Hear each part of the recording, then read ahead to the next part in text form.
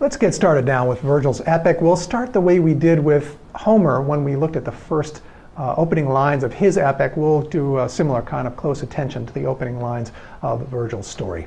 Here they are printed out in Latin, and what I'm going to do is go through the Latin text, keyed to chunks of the translation that are taken from the Fitzgerald translation, which is the recommended one for this class. The opening 11 lines give the full panoply of what's about to happen. The first sentence talks about the whole thing in a condensed way, and the opening word, and in Virgil's case, words also talk about the whole theme of the epic in a condensed way. Virgil is going to tell an epic that is about arma virumque. He's talking about arms and a man. Arma is a martial word talking about arms in a war context, no question about that. Virum is the idea of a human male.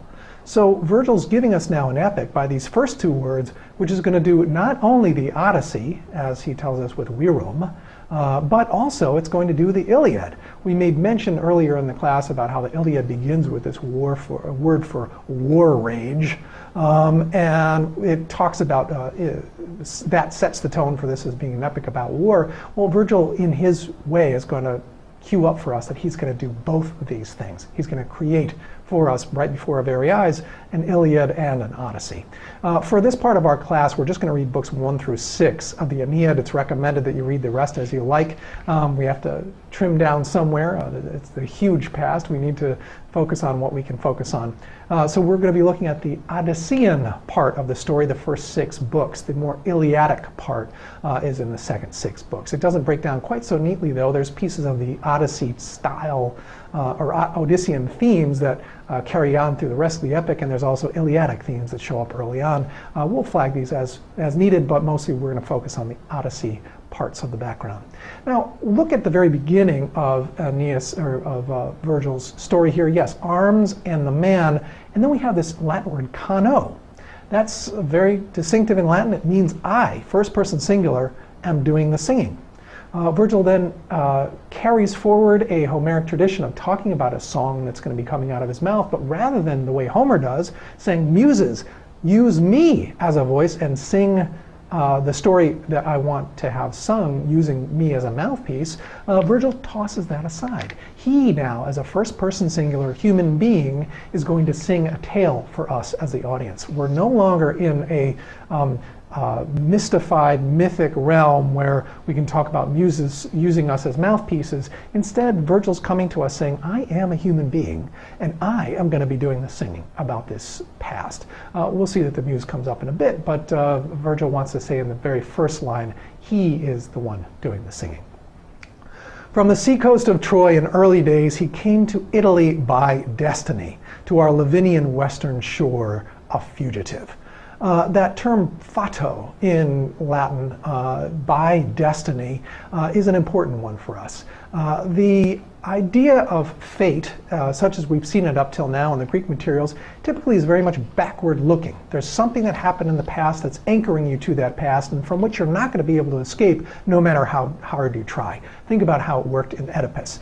Fate is constantly trapping us in some awfulness of the past. Instead, in Virgil, we're going to see a different idea of fate that gets pulled out. It's much more closely linked to the idea of destiny in the English term. It's a forward-looking concept that talks about no matter what you do, the future is laid out, and by destiny, you're going to get to that future point.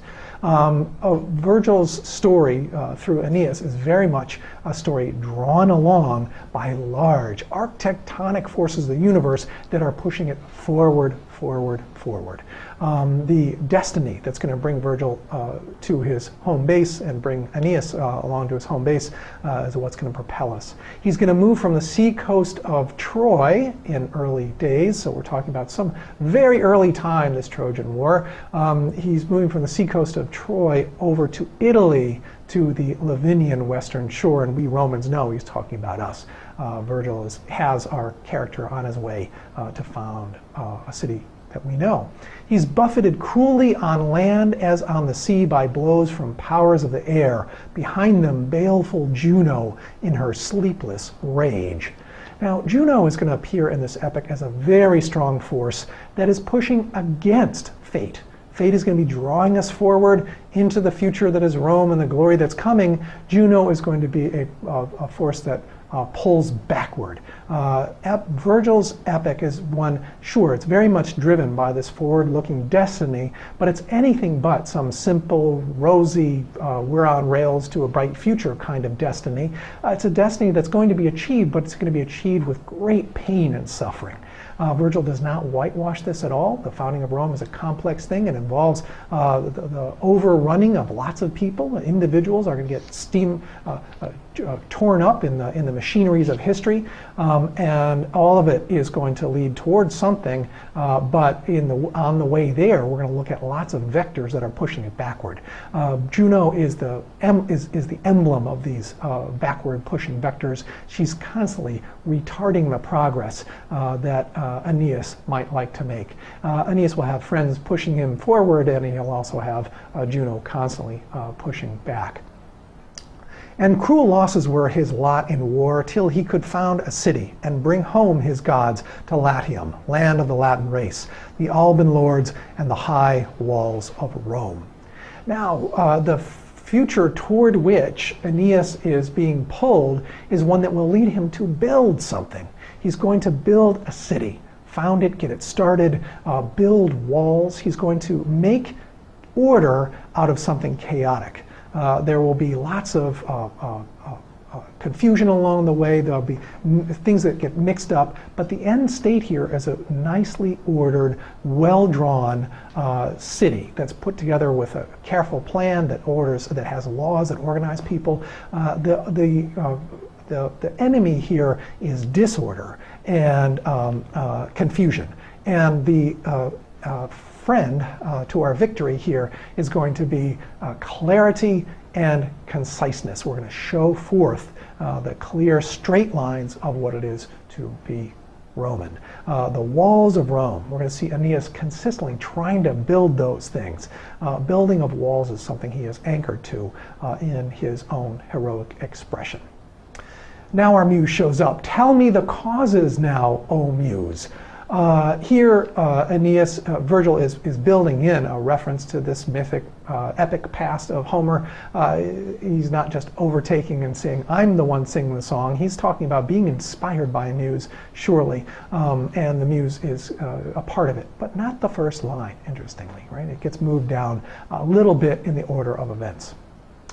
How, galled in her pride and how sore at heart, and from her old wound, the queen of gods compelled him, a man apart devoted to his mission, to undergo so many perilous days and enter on so many trials. Now, Aeneas is a character that we're going to get to know quite well.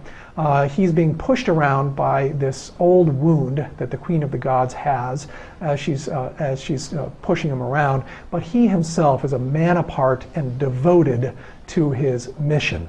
The Latin here that Fitzgerald is using to translate, insignem pietate virum, a man marked by his pietas. We're going to spend a lot of time talking about what pietas is. There's an English equivalent in the term piety. That's important.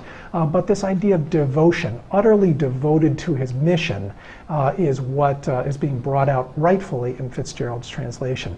We've got a hero who's now motivated by something closer to duty than we have with very different kinds of heroes in our Greek past. Our Roman hero is going to be motivated especially and anchored by duty.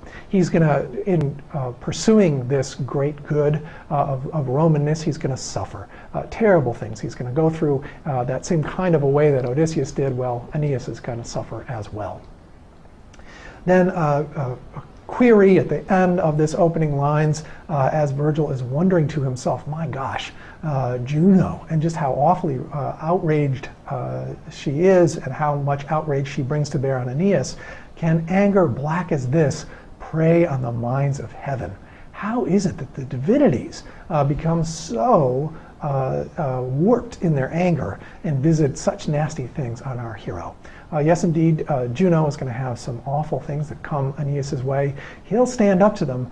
He's got some time left. It's going to take him some time, though, to find his feet and work his way through the challenges that are coming his way.